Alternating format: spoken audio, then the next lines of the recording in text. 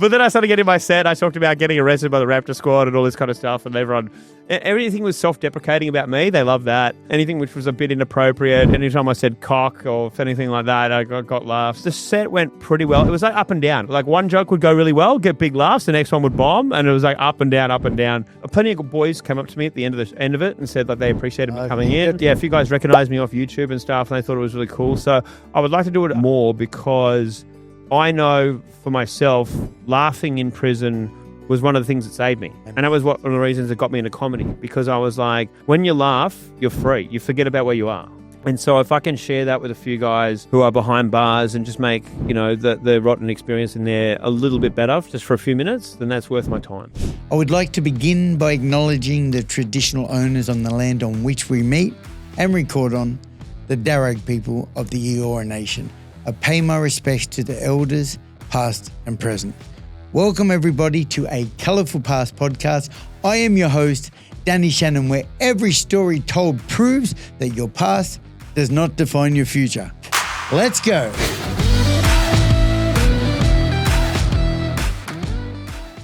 Guys, welcome back. Today we have Andrew Hamilton. He's been to jail. I think he was done for selling mushrooms and ecstasy, or LSD, actually. Yeah, it was acid, a little bit of MDMA, ketamine and cocaine, but mostly the mushrooms and acid. And he now has a incredible YouTube channel. He's a comedian. He's a funny guy. In fact, I offered him the cup, the guest for the podcast, and he's not sure he's going to be the best guest yet. So I said, let me earn it. Yeah, earn the keep. Thanks so much, Andrew. And how does the check go for the test check? Oh, cock, shit, fuck, pussy, come. Yeah, testing audio. Andrew, it's an absolute pleasure to have you on the show, mate. Well, I haven't done a pod interview in like quite a while. How long? I did a comedy one in November, but like an actual one, like with there wasn't a pure comedy podcast, like an actual interview podcast. I haven't done in, God, I can't even think, maybe a year. Mate, so because we're super fortunate to have you on here. Because you messaged me at when I was a nobody and I had a shitty little podcast that nobody listened to, I messaged you and you were kind enough to give me your time and come on my pod. So when you messaged me, I'm like, I'd be a real cunt if I said no to you. I love that. So Andrew has, over 1 billion views. And he tells funny fucking prison jokes. He tells dad jokes, things like that. Well, that's how we blew up on YouTube, was by telling dumb dad jokes to each other. And a lot of the videos went viral because I couldn't get them out because I thought they were so funny. And so I was just laughing for 20 seconds before I got the punchline out. Yeah. And then you have to keep a straight face. I know. It's like immediately when you start watching you guys doing your skits, you can see that you're trying to hold back from laughing. I think that creates a level of anticipation. Well, because the whole gimmick is if you laugh, you have to do a shot of vodka, right? Uh-huh. And so I was trying not to laugh, but I just thought these jokes were so funny. And the problem is, once you've had about 4 shots of vodka, everything's funny. Yeah. So then I'd laugh at everything. But yeah, that channel blew up. And then between that and the success I was having with stand-up, it just kind of created a perfect storm where, things kind of grew very quickly. So it's going to be a cracker of an episode. Can't wait. Look, I've got so many really curious questions because I truly am motivated and inspired by your journey. You started off, you mentioned you were a little nobody in your podcast. You asked me onto the show. And of course, again, similar thing, like I don't ever like to say no to a good opportunity, especially when we're sharing a good message, Yeah. And today you have transformed your life from that little studio. And I particularly remember walking to you that day because I'd walked past the old rehab that I went to actually as a client. And I just remember walking into the city. I'm feeling pretty good. So I was just recalling all that stuff this morning. And I can't believe you have blown up so big. I didn't actually realize, to be honest, Andrew. So when I asked you on the show, I actually didn't know that you were so fucking famous. Well, I always tell people, like, I'm still, like, I'm not rich. I only just moved out of my parents' place like a couple of months ago, right? I'm like a 39-year-old man. I was living with my parents for the last 4 years. So, people recognize me on the street. I want to get a selfie. Great. But like, It hasn't, and And it hasn't meant that like there's money rolling in yet, but it's nice. It just means that like there's people that are excited to see me, which is cool. The money's rolling in more than it used to, but yeah. Absolutely. But hopefully, give me another year or two. We'll see what happens because, the cool thing with doing stand-up is I can see every year the shows I'm doing are getting bigger and bigger crowds. So, who knows where we'll be in a couple more years. So on that note, if you do stick around for the episode, and you should, I definitely want to dive into some of that stuff, because – I'm a man in recovery, also an entrepreneur, and hearing stories of success like yours really, really inspire and excite me, So I really want to dig into some of the stuff, some of the challenges that you've had. And in fact, he's had some big challenges. I can't wait to talk about you being ripped off a couple of times along this journey. It's bound to happen, isn't it? It is. Showbiz is a cunt, baby. Showbiz is a cunt. And you do have a colourful past. Yes, very colourful, yeah. Yeah, very colourful. All right, mate. Let's hit it. All right. Fire away. Fire away. Tell me a little bit about. All right. So you landed in prison. Actually, how did we connect? What made us connect originally? What is it about your story that I can't remember. I think what I had done is when I launched my first podcast, which was called Shit's Gone Sideways, which is all about people's lives going to shit and then how they recovered from it. I had look for people who are, I call them crimfluencers, which is like a crimfluencer. Yeah. So Spanion's obviously our king. He's top crimfluencer. Did he get on the show? No, he's too big for someone like me. But so I guess I looked around at people who had a criminal past and then turned around and were now spouting that were doing things that were inspiring. And so I probably either came across you from that, or I had Googled a bunch of podcasts that were in similar veins and looked at the guests. So I can't remember if you'd been on a guest on another podcast and I was like, oh, you'd be great, or whether I'd seen your social post, but you stuck out because I was like, you're a perfect fit for what I was trying to talk about. Cool. And what is it about your past? Tell us a little bit about growing up. I remember our discussion. I feel like we come from pretty similar families. I have a pretty good family background. I always talk my mum up. She gets a shout out. Tell us about you growing up. I grew up just average middle class upbringing. I grew up in Hornsby Heights and one of 5 kids. Very happy upbringing. My parents sent me to a private school.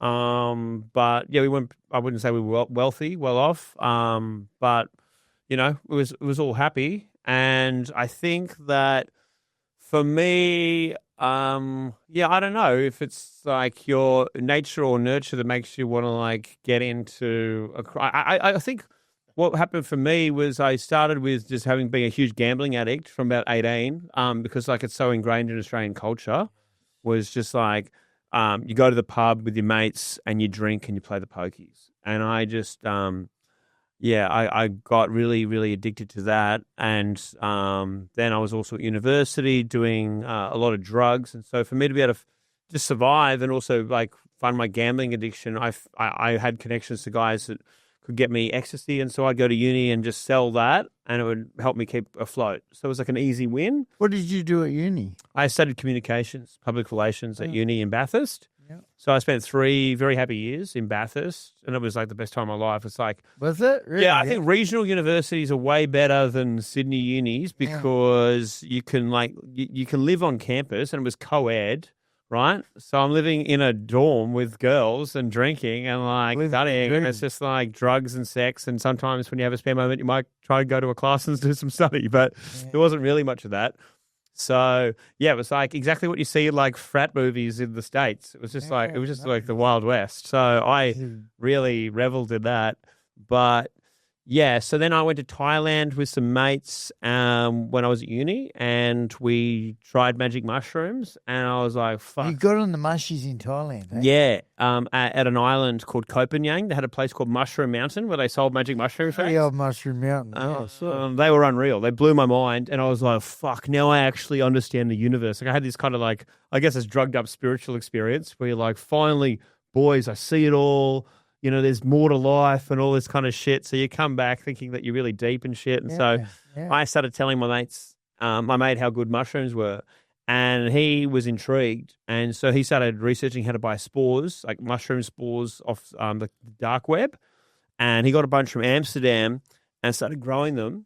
And then he was growing them out of like a cupboard in his apartment, like tiny amounts, and we would just eat them and we would have a great time. Yeah. And that's how it all started. We just started with enough that me and my friends would go to a party and eat these fat, wet mushrooms. And that's when I came up with the idea that because the taste of the mushrooms was so bad, these fat, wet mushrooms, I was like, what if we blend them up and cap them up? And so that's when like we kind of, I'm sure it's been invented in other countries, but like it wasn't really happening in Sydney 20 years ago when I came up with the idea of mushroom caps. And so that was like the best way for me to be able to sell them because we could figure out the dosage, right? I didn't have to sit there with scales every time someone came over. I could just be like, oh, you want 2 grams? Bang, And so it helped for speed of service, but also like then it got past the taste problem because it was in a cap. So then. And is that what you went to jail for, was it? Yeah, they got me with like about half a kilo of mushrooms. Mushroom caps? And it was mushroom caps. So was mushrooms illegal at the time to have mushrooms? No. Yeah, they're a class. If they're growing in your backyard, then like no, that's not illegal unless you're like picking them out and actually doing something with them.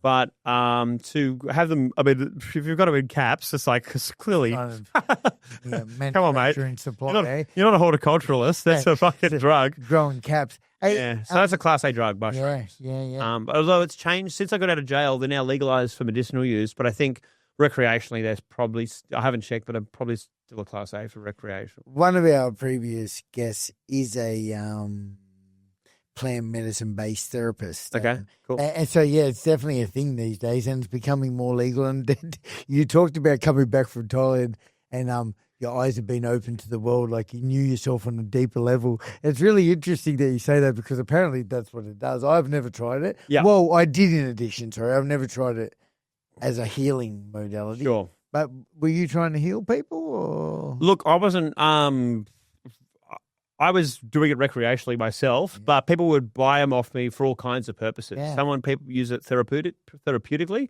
Some people would just microdose because they thought it gave them energy and like helped their focus. So they'd have like 1/10 of a gram each day just to like perk them up. Each day. Then obviously there's the recreational stuff as well. But there was a guy who used to be, he was a British soldier who had PTSD, and he used to buy MDMA off me because he would use it during therapy. He found that if he was talking about traumatic experiences while on MDMA, it helped him to link a positive physiological feeling with a traumatic memory. And so that was part of his healing journey. So I believe that's legalized for that these days too. it is for medicinal use. It has to be. I think there's only a handful of doctors that are like allowed to prescribe this shit.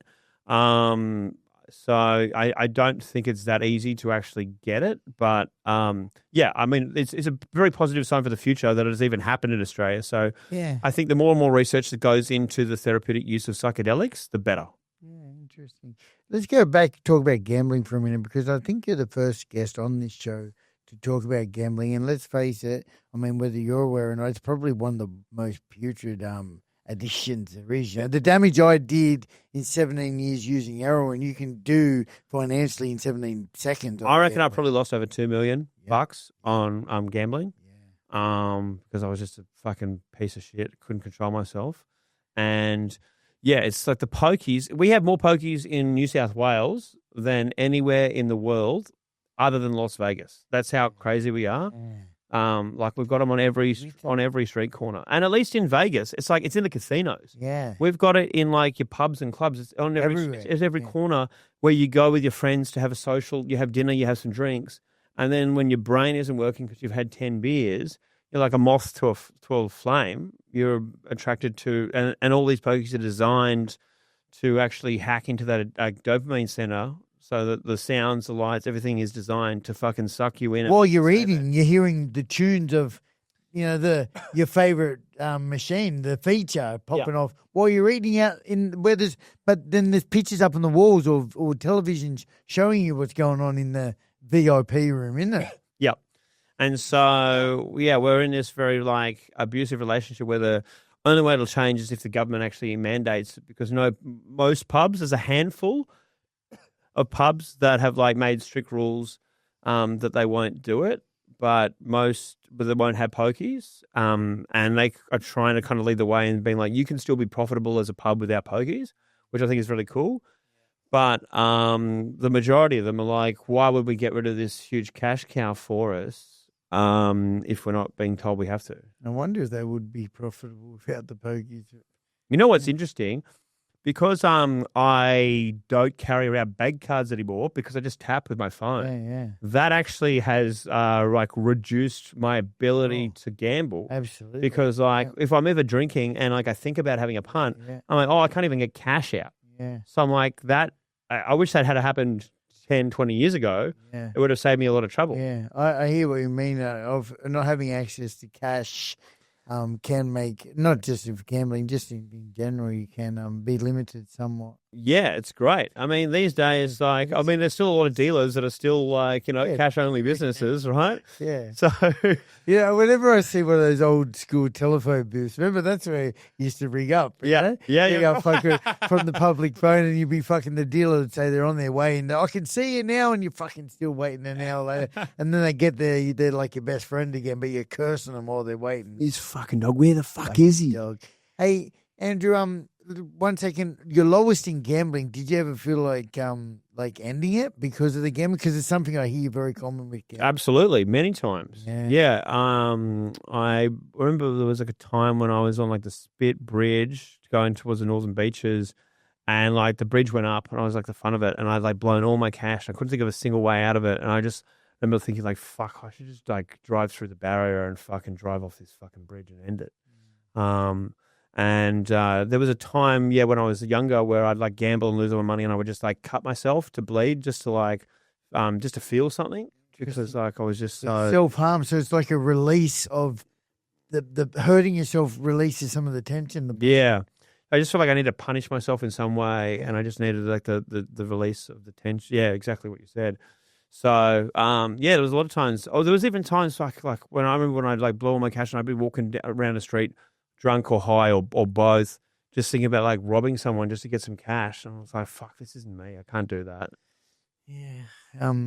Like so many men and women, take their lives due to, gambling addiction. And yet, like you said, it reminded me how common it is here in Australia, New South Wales. Perth, there's no pokies. I hear they're doing great over there, not having pokies. Yeah, it's fantastic because like when they're out of sight, out of mind, you don't even think about it. You're never at the pub going, oh, fuck, I need to go find a pub with pokies. Yeah.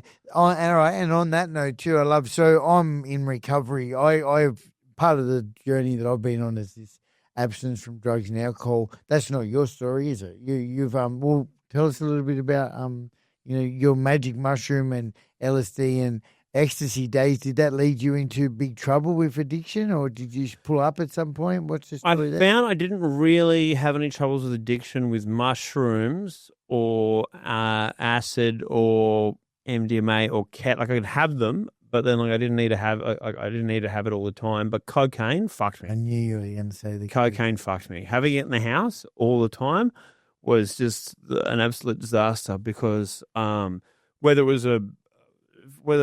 there was something that I was happy about or sad, I would find an excuse every day to just escape into cocaine. Was that abused at uni?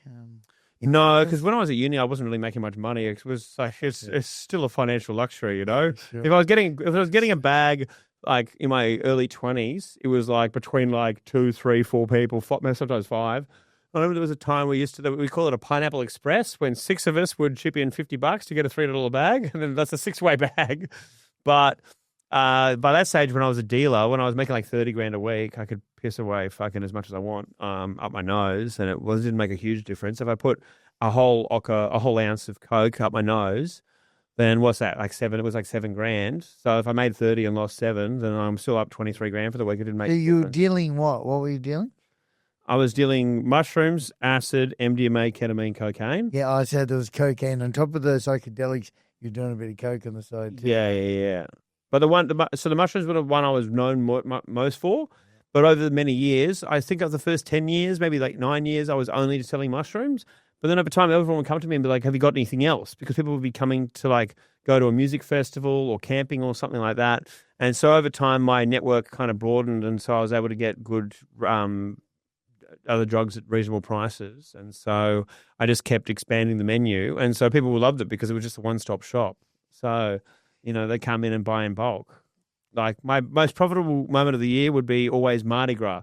Mardi Gras week, the gays are the best customers in the world. Yeah, sure. Because you got two males, got two men's incomes, no kids, and they love to party, and they don't come in and try and negotiate for a fucking discount the way that like straight white English men do when they try and buy one bag. And they don't try $300. That's too much, mate. You're like, shut the fuck up, dickhead. You're in Australia, but yeah, the gays are the best customers in the world. So yeah. So what would a typical gay person buy from you? I mean, if it's Mardi Gras, it would be guys who would come in and drop like $5,000 on like stuff for them and all their friends. $7,000. Yeah, They're getting like, 200 MD caps. They're getting fucking 10 bags, 3 bags of cat, fucking 50 mushroom caps. You're like, no worries, bang, bang, bang, bang, bang, bang.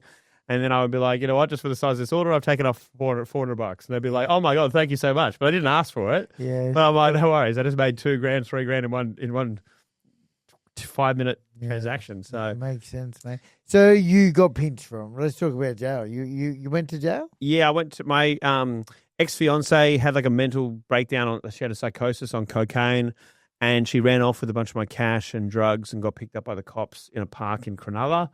And she told him that I was a drug dealer. And so then the house got raided after that by the Raptor Squad. And so, yeah, that was kind of surreal because I've been on coke for like 3 days and hadn't slept when they raided. And you were home? I was home. And the Raptor Squad don't really muck around either. Nah, they just had to smash me through the door with a battering ram, and I was upstairs flushing drugs down the toilet. And then I tried to hide behind the bedroom door, and they found me, and they tackled me, and yeah, it was crazy. I was like, fuck, is this real? And so then, I got taken to Surrey Hills Police Station, got refused bail.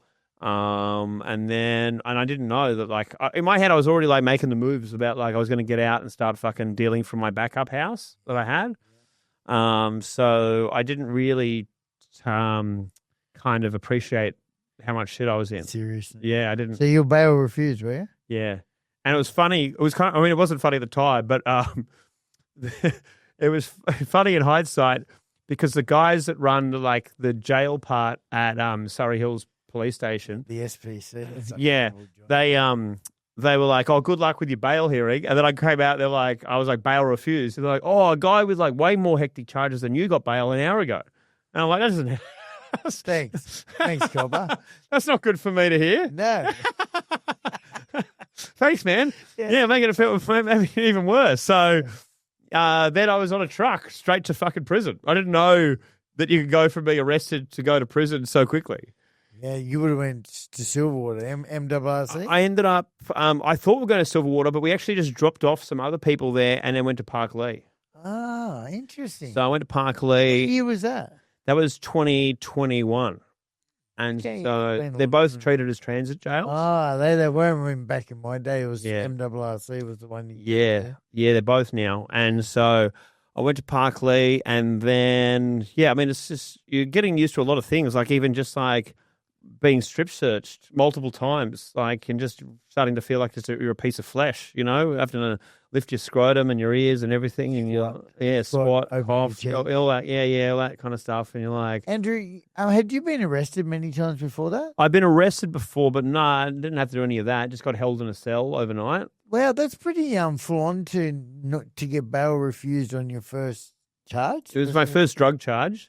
And it was my first. It was my first charge in like over a decade. What was it? Yeah, like 15 years. And you never got bail. You got sentenced after that. I did eventually get bail. So I was in prison in maximum security remand at Parklea for 2. I was in Parklea for 2 months. Then I got moved to Long Bay for 2 months, and then I did eventually get bail because I got a new lawyer because my first lawyer had to pull out because he was sick, which is considered a change of circumstances. And then we tried to get me into a rehab center, but my charges were too severe that they wouldn't accept me.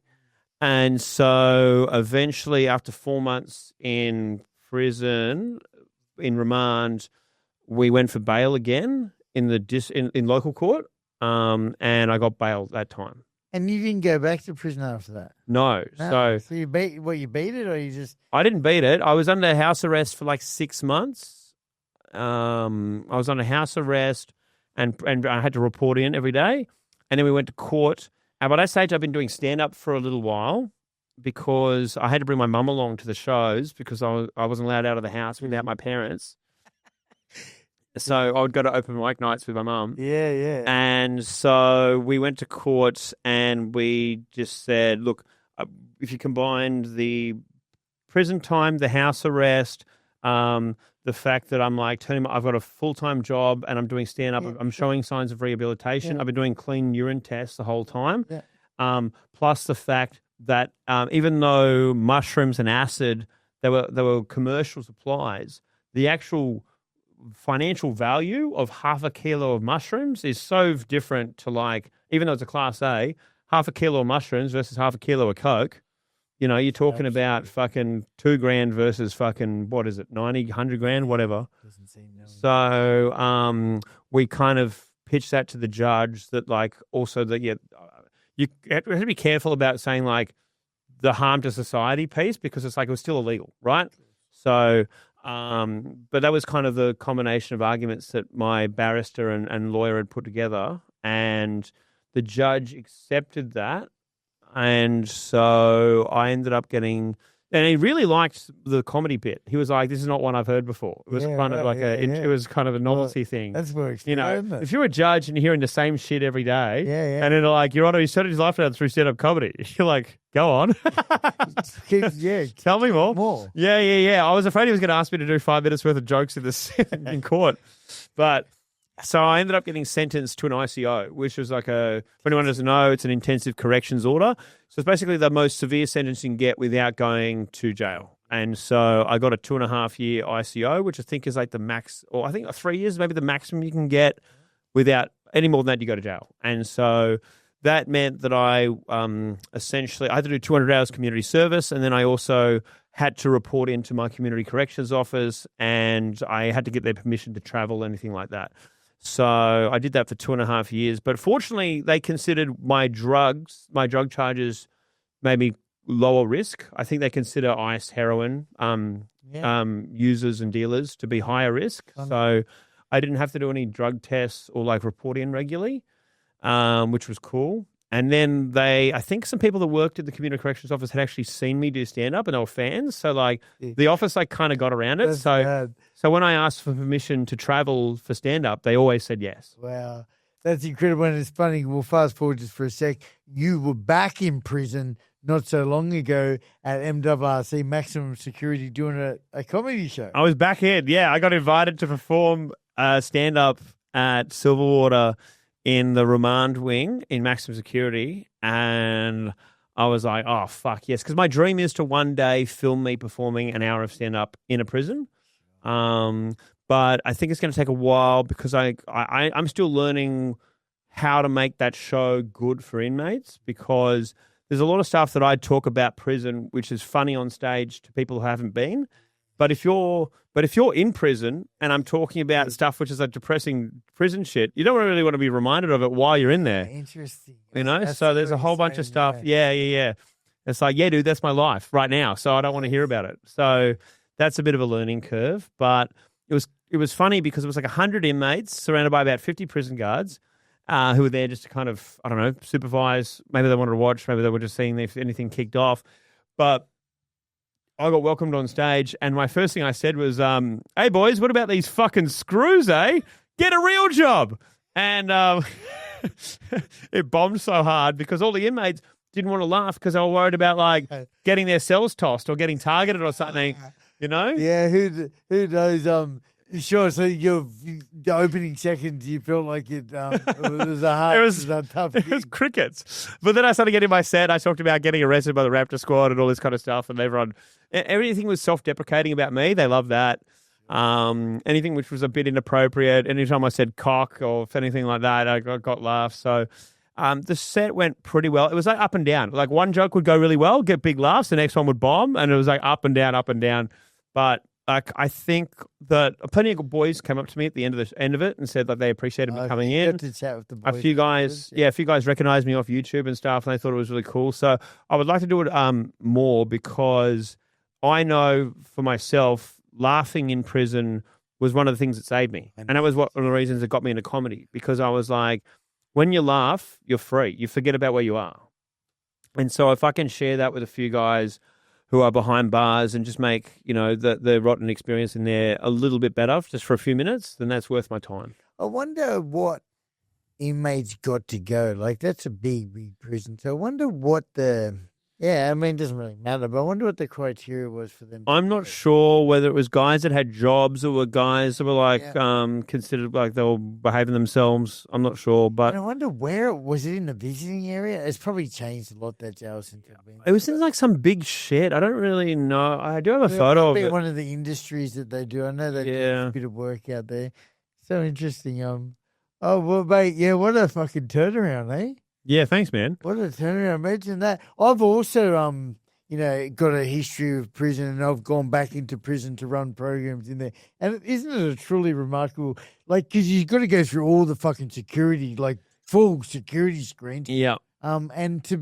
And no phones either, so they take all. So you feel almost like you're fucking back in prison, don't you? Yeah, I got quite anxious. A few of the screws joked about it, like, good thing you're not wearing green, or we might accidentally keep you in here and stuff like that.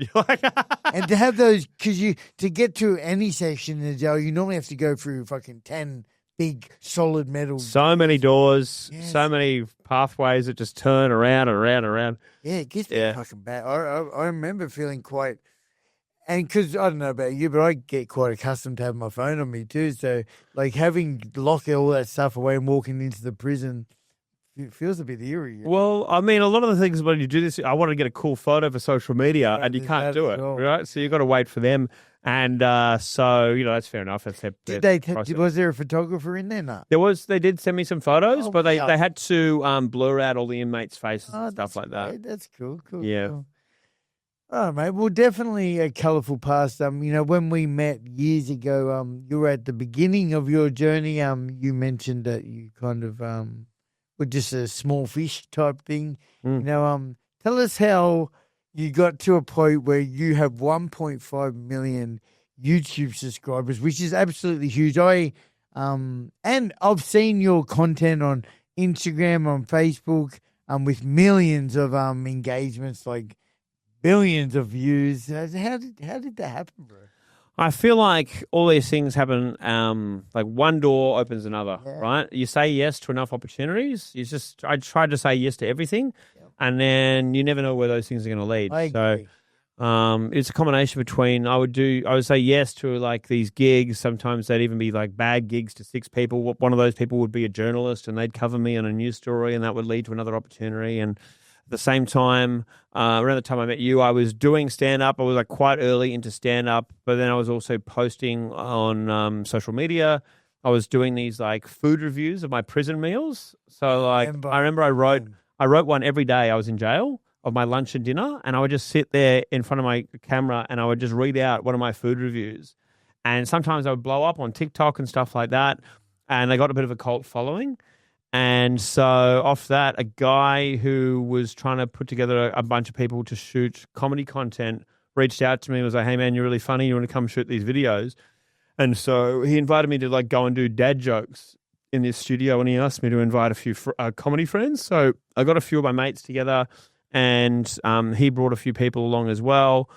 And we just sat in a room and we just told each other dad jokes. When you laughed, you'd have to do a shot of vodka. And this was about the same time that I went to Melbourne Comedy Festival for the first time.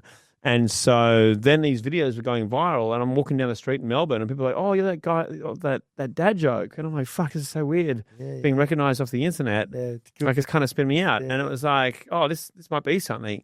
And it was. It blew up. And so it got, 1 billion views, and it kind of changed everything. That was kind of one of the reasons that my social media following spiked so much. But we were part of that channel, but we were paid as essentially extras. So we were paid, a couple of $100 to do these videos. But the guy who owned the channel, was probably making $1 million.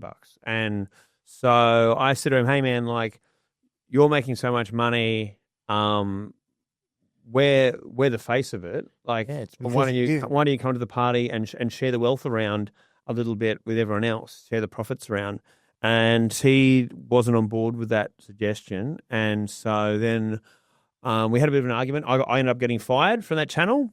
And then after the other guys kind of argued in my defense, he brought me back. And then a few months later, he fired me again. And my friend Abby got fired from the channel for like arguing and trying to stick up for all of us as well.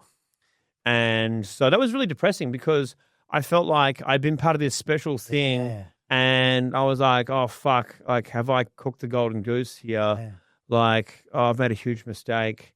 And so it was many sleepless nights over As that was happening, as he was making millions from your content, did you have other areas growing? Like, obviously, your personal Facebook? My stand-up was growing. I'd been Okay. to Melbourne Comedy Festival and I was nominated Best Newcomer at the festival for my debut show, which was called Jokes About the Time I Went to Prison. Yeah. And that was really cool because to be doing comedy at that point for like 14 months and to be nominated for that at the biggest comedy festival in the Southern Hemisphere was like crazy. And so out of that, I got an agent and a book deal. And so all these things are happening on a sideline. But the channel I was part of was the reason why I was blowing up on social media. And I was like, fuck, like this really hurts. And so it was incredibly stressful. And then the other guys, a few of my other friends who were part of that channel quit to kind of support Abby and I, which was really cool because, they agreed that this wasn't being run very well. And then we kind of took a little bit of a break and then we all got together and were like, we should do something together. Like we loved hanging out so much and like we're most of the core team that was part of the other channel, we could do something. And so my former agent funded us getting a new channel off the ground and we launched it in November 2024. Wow. And then we had 1 million subscribers in 5 months. So Holy fuck.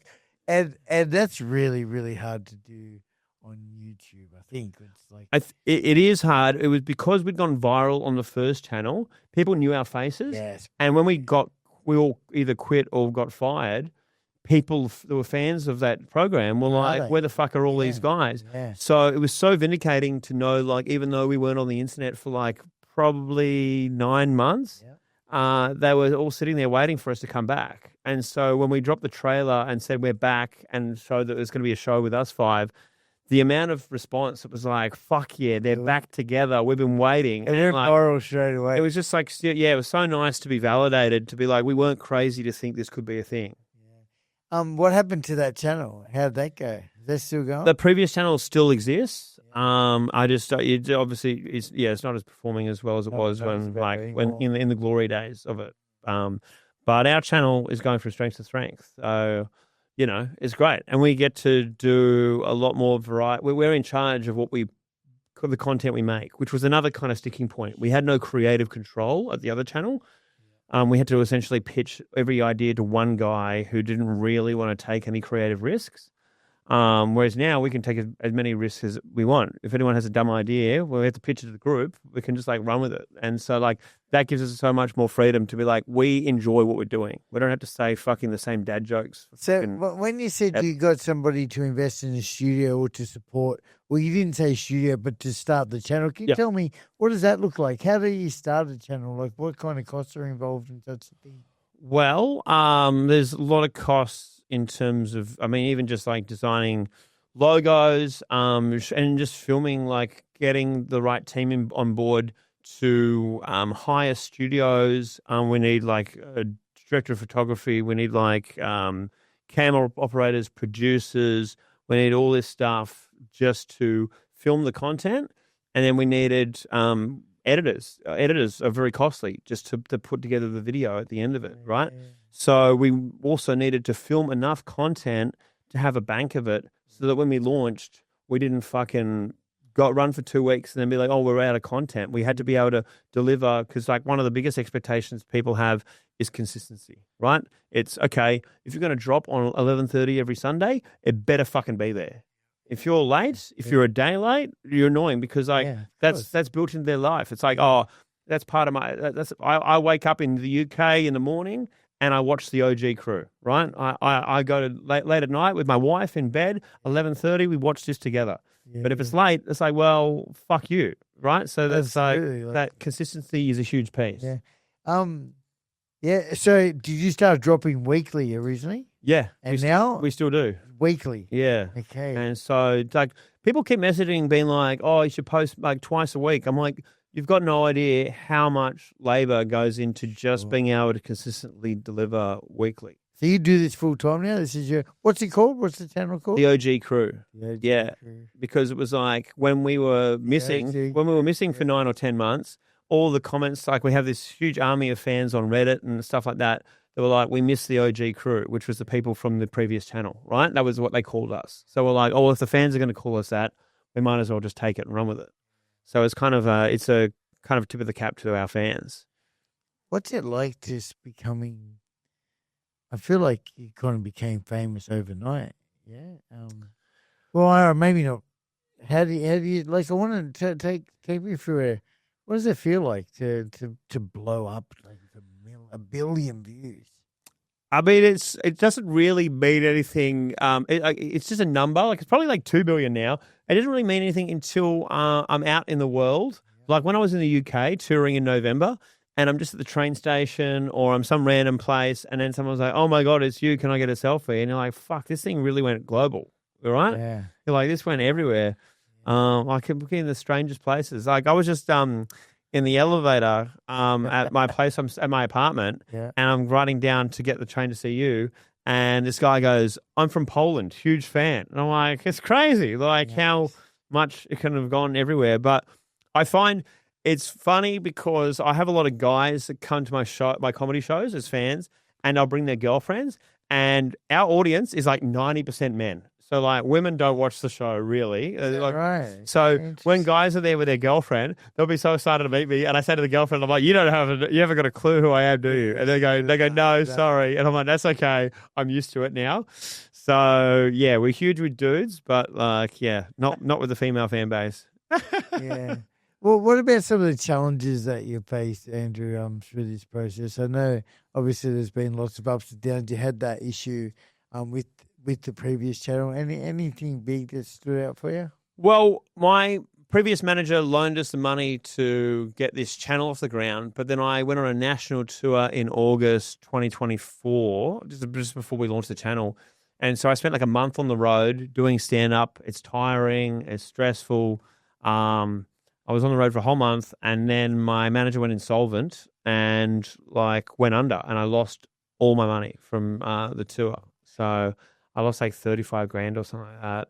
And that hurt a lot. Like, yeah, it makes everything a lot more stressful. But I was kind of like pissed off and depressed about it. But at the same time, you're like, look, we did at least get the channel off the ground. So like that was a silver lining. Is that this channel? Yeah, this channel, part of the OG crew. So absolutely, I was like, that at least is a silver lining. Yeah. But yeah, those kind of things. There's always kind of wins and then there's setbacks. So yeah, I think that it doesn't phase me too much. I mean, when I put it in perspective, I used to make 30 grand a week drug dealing. You know, so it's like, yeah, come on, let's remember that maybe that's broken my sense of money a little bit. So, but. Yeah. So you're a full-time comedian now then. This is what you do. This is your gig. Stand-up comedian and YouTuber. That's my life. Yeah, and YouTuber. And it's pretty cool to have made that my life in 4 years, right? Because I had like my 4-year comedy anniversary was on January 27th. Yeah. And so, yeah, it's been 4 years. And I remember when I was under house arrest and then my bail rules got relaxed, so I didn't have to go out with my mum and I could go to comedy gigs. Yeah. And I had the mentality that I have to do stand-up every night because if I want it to one day be my job, I have to treat it like it's my job now. Oh, and so I think I did like 260 shows in my first year. Like every single night I was on stage. Like it was mostly open mics, just like gigs where anyone could get up, but it was still time on the mic, you know, and it was still getting better, learning the craft, learning how to speak, learning how over punchlines and about. Did you have a coach through all of that? No. There are certainly you get comedy friends that give you advice, but like you got to take it with a grain of salt because like they're only talking through their experience and like that may not always be the best advice. Like so many people told me it was too early for me to go to Melbourne Comedy Festival with a solo 1 hour show.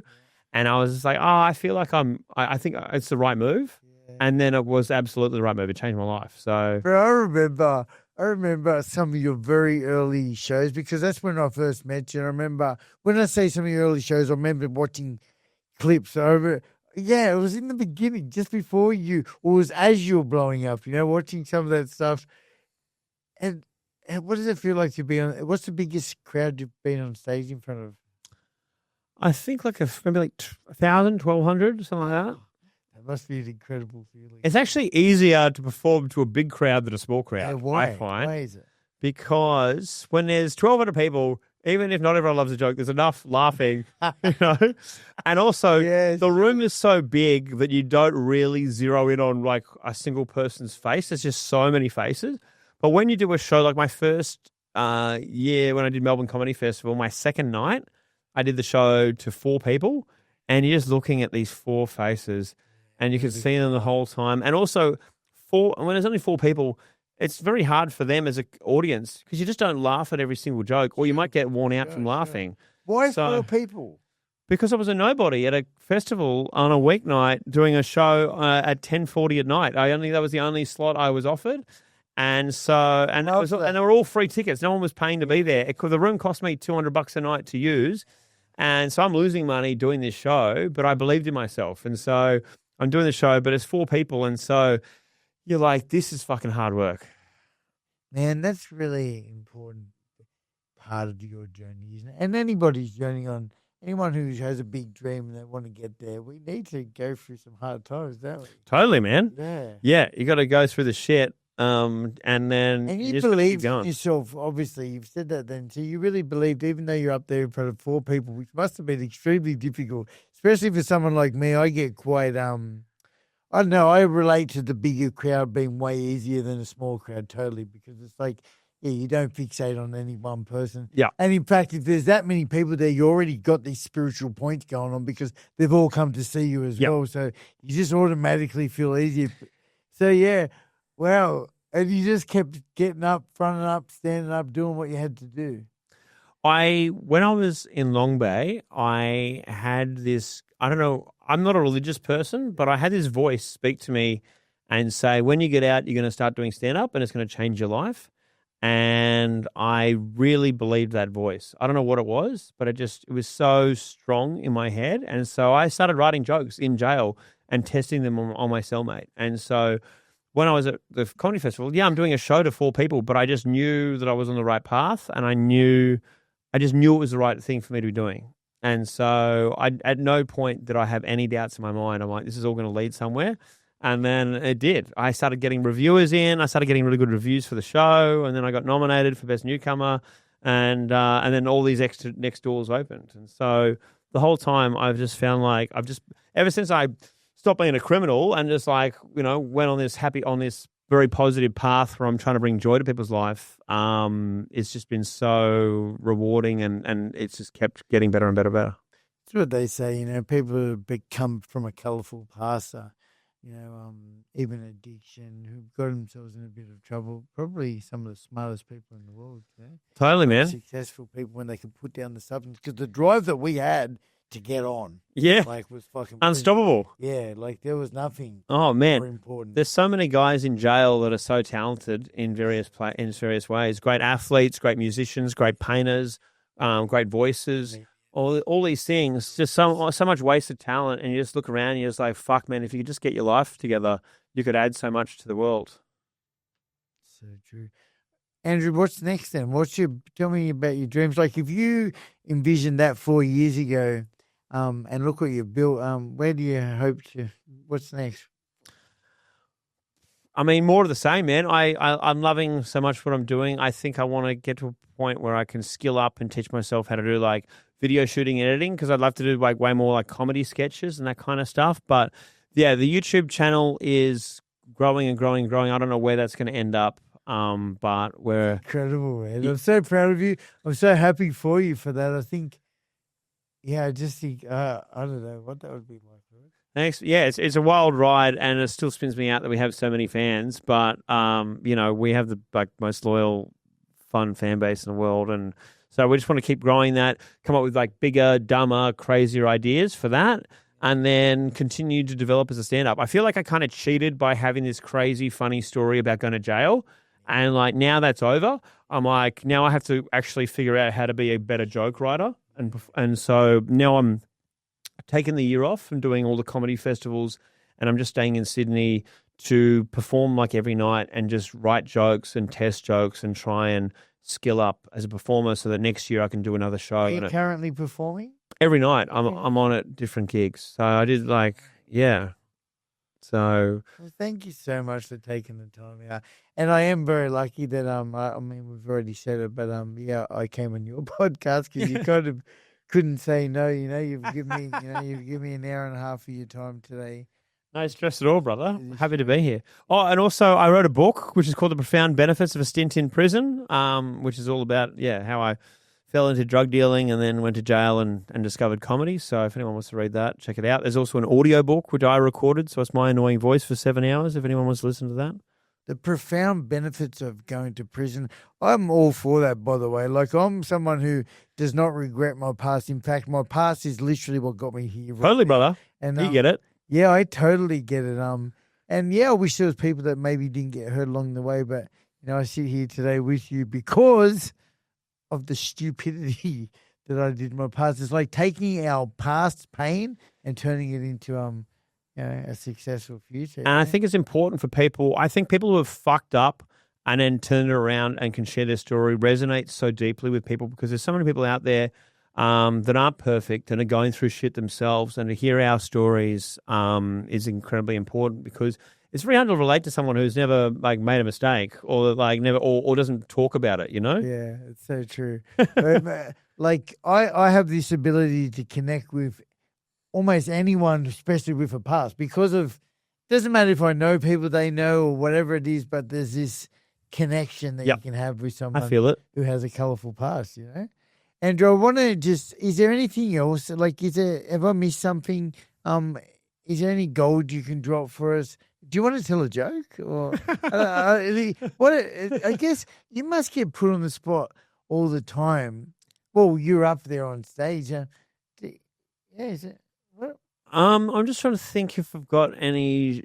Most of my jokes only work when you're in the middle of the stand-up show. I imagine. I can tell you my favorite one. He's taking on the persona already. The sound, your voice is changing. You're getting into the mode here. I like this. One of my things that I love is so many times I'll be at the pub and someone will just come up to me out of the blue and they won't even introduce themselves. They just start with a joke. They'll just whisper at my ear. There's a guy at a pub on the Gold Coast come to me. He's like, "What does a gay horse eat?" And I'm like, "What?" He goes, "Hey." What about hecklers?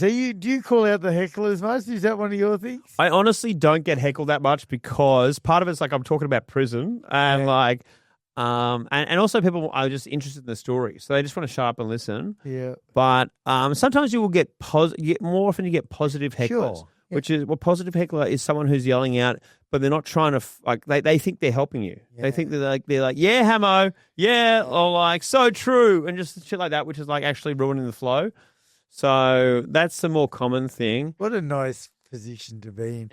Again, I totally relate to that, being somebody who does a lot of social media. And it's kind of I've shared my truth so many times of all my heart on my sleeve that nobody's got any ammunition to come back and troll me with. What are they going to say? Yeah. It's the same sort of thing. So it's that Eminem 8 Mile thing. It's you own every mistake. and over time, you build up this resilience or this community of people who, if someone does come in, other people will support you. It's a beautiful thing, isn't it? Yeah. I remember I did get a couple of hecklers, or just haters on social media who had obviously done jail time, and obviously they had a far more negative experience than me in jail. Sure. And so they'd be like, bro, you did 4 months, shut the fuck up and not talk about it. Yeah. And I'm like, yeah, sure, but the turnaround, do you know how hard it is to go from that to be successful at stand-up? That's the story, bro. So I'm just talking about that. And I was also a drug dealer for 16 years. So So you done your time. Did your time. I'm allowed to talk about the turnaround from crime to fucking. Look, let's face it. And I don't always like to say this. You might feel the same way, but I feel like jealousy is definitely a thing along those lines. Look, I think if someone's had obviously trauma from their jail experience, I can understand that. And I'm like, look, I'm sorry that happened to them, but at some point you got to let go of the hate as well. Absolutely, have some fun. Guys, this podcast, we're very fortunate to have a few amazing sponsors. I want to just give a shout out to a rehabilitation. You got sponsors? Yeah, I got sponsors. How good, bro? A Rewire Realigner, a holistic rehabilitation centre in Bundoora, Victoria. In fact, Mick and Nadia just got married. Congratulations, guys. They run an incredible service. Doing kinesiology, sound healing, breath work, equine therapy. You know what equine therapy is? Ketamine? What is it? It's a horse. You get a horse. You pat a horse. Yeah. You brush a horse. Okay. Maybe I pronounced it wrong. I think it's called equine therapy. They do all the good stuff. They also run a group on a Wednesday night. It's an online group, a therapy group run by me. It's called The Hour of Power. We learn about 30 different tools to help you live your best life. We also have another sponsor by the name of Growth Gyms, the mental health gym up there in Bundaberg. Ever been to Bundy? I've been there. I did a show there in, where was it? In August. Yeah. I went to the Bundy distillery. I was actually there for 2 days. That was probably a bit too long. That wasn't 2 days worth of things to do in Bundy, but I had a good time. Well, it's funny because my whole journey of addiction started in Bundaberg. I got drunk, stoned, and on the cream bulbs in Bundaberg at the age of 14. What the fuck is a cream bulb? It's nitric oxide, nangs. They call Oh, yeah, fuck. I had one of those once Not and too fuck, man, I couldn't think properly for like weeks. My brain was fried. Man, I remember I used to hit a nang and just black out, drop. I hit my head on the fucking counter. Anyway, we're talking about sponsors, Growth Gyms, the mental health gym, and most importantly, a silent sponsor who lost her brother to heroin addiction. This podcast is in the memory of all of our other lost brothers and sisters to addiction. It's an absolute, I've said it before, like it's a pleasure. Thanks so much for coming on, Andrew. My pleasure, brother. Hopefully we get to motivate and inspire other people out there hustling, because it's all about the hustle, isn't it? Man, Yeah. I went from hustling with drugs to just hustling with comedy, but it's the only way that keeps me alive. I need to stay busy because I find otherwise I'm more likely to make bad decisions. So I just have to stay busy all the time. For me, comedy is my addiction now. And I find like if you're an addict, then if you find positive addictions, it can be almost a superpower. Yeah, as long as you got a little, you got to have a bit of balance in there. But do you take a bit of time out for yourself?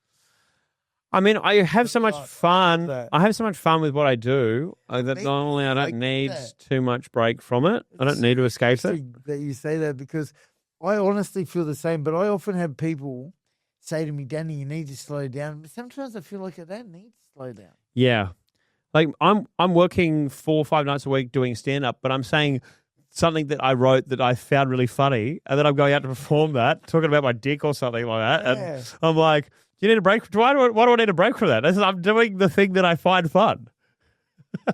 Why do I need to escape my fun hobby?" You've built a life worth living. You know, That's what I think. you've done that, man. Thank you, bro. Congratulations, bro. Give us a and say, guys, that's another episode of the Colourful Path podcast. What about if people wanted to come see one of your shows? Where would they do that? Just look me up on Andrew Hamilton Comedy on Instagram. I post about my gigs. At the moment, I'm just doing like a bunch of lineup shows where I do 10 minutes with a bunch of other comedians. But hopefully towards the back end of the year, I'll be doing a few work in progress shows where it's me doing half an hour or longer to try and build out a proper show for next year. Me and my partner would love to come along. I'd love to come check it out. Come along, man. Yeah. I'm doing the Comedy Store, which you've been to before, at the Entertainment Quarter in the last week of March. I'll be doing the whole week there, so come and check it out. Great, we'll be there. Guys, thanks very much. Bye.